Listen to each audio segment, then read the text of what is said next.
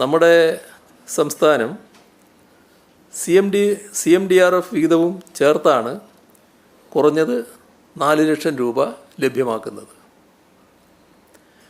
വയനാട് പുനരധിവാസത്തിന് എല്ലാ സൗകര്യങ്ങളുമുള്ള ടൗൺഷിപ്പ് പണിയാനാണ് സർക്കാർ ലക്ഷ്യമിടുന്നത്.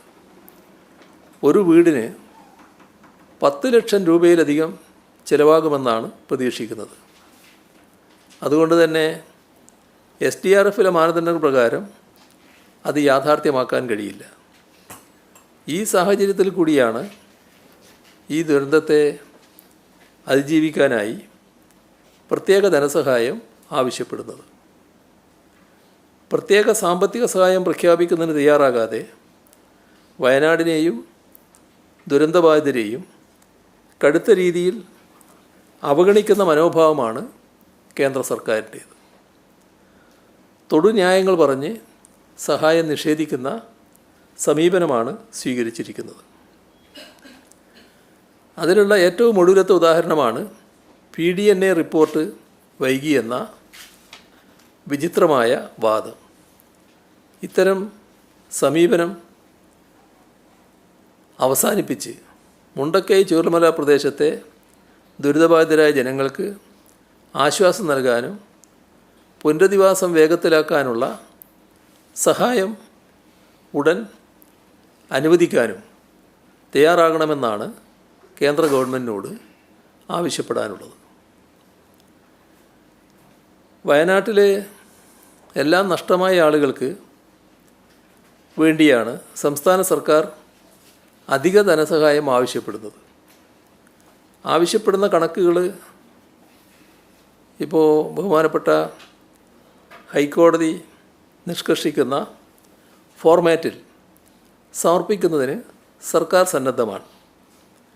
കണക്കില്ലാത്തതുകൊണ്ടല്ല, മറിച്ച് ആ നിശ്ചിത മാതൃക തയ്യാറാക്കാൻ കുറച്ച് സമയം ആവശ്യമുണ്ട് എന്നതാണ് വിഷയം.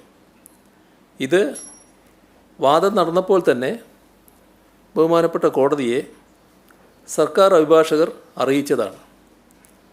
അപ്പോഴാണ് ദുരന്ത നിവാരണ വകുപ്പിൻ്റെ ഫിനാൻസ് ഓഫീസറോട് നേരിട്ട് ഹാജരാകാൻ കോടതി നിർദ്ദേശിച്ചത്. നേരത്തെ വിശദീകരിച്ചതുപോലെ SDRF ഫണ്ട് എന്നത് വയനാടിന് മാത്രമുള്ള ഒന്നല്ല. അത് സംസ്ഥാനത്തെ ദുരന്ത നിവാരണ പ്രവർത്തനങ്ങളുടെ ആകെ പൊതു ഫണ്ടാണ്. ഇതിൽ നിന്നും കേന്ദ്ര സർക്കാർ നിശ്ചയിച്ച മാനദണ്ഡങ്ങൾ പ്രകാരം മാത്രമേ തുക വിനിയോഗം ചെയ്യാൻ സാധിക്കുകയുള്ളൂ. ഇത് വയനാട് ദുരന്തത്തിൻ്റെ കാര്യത്തിൽ വിനിയോഗിച്ചു കഴിഞ്ഞു. ഇത് തീരെ അപര്യാപ്തമാണ് എന്നതാണ് പ്രധാന പ്രശ്നം. ഇതിനാണ് കൂടുതൽ വിനിയോഗ സ്വാതന്ത്ര്യമുള്ള അധിക ധനസഹായം ആവശ്യപ്പെടുന്നത്. SDRF തുക കർശന മാനദണ്ഡങ്ങൾ പ്രകാരം മാത്രമേ നൽകാൻ കഴിയൂ. ഇത് ചെയ്തു കഴിഞ്ഞു. ഇതിനാലാണ് വയനാടിന് പ്രത്യേക ധനസഹായം ചോദിക്കുന്നത്. അത് കേന്ദ്രം തന്നിട്ടില്ല. ലഭ്യമായ വിവരങ്ങൾ പ്രകാരം ഹൈക്കോടതി പ്രധാനമായും 5 ചോദ്യങ്ങളാണ് ഉന്നയിച്ചത്.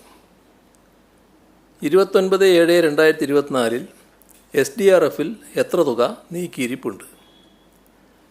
രണ്ടാമത്തെ ചോദ്യം, നമ്മൾ സംസ്ഥാനത്തെ വിവിധ ദുരന്ത നിവാരണ പ്രവർത്തനങ്ങൾക്കായി എത്ര തുകയുടെ കമ്മിറ്റ്മെൻറ്റ് SDRFിലുണ്ട്?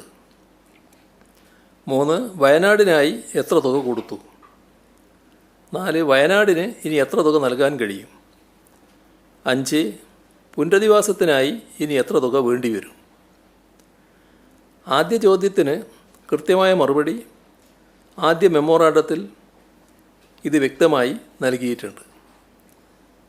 394.95 ലക്ഷം രൂപയാണ് SDRFിലെ നീക്കിയിരിപ്പ്.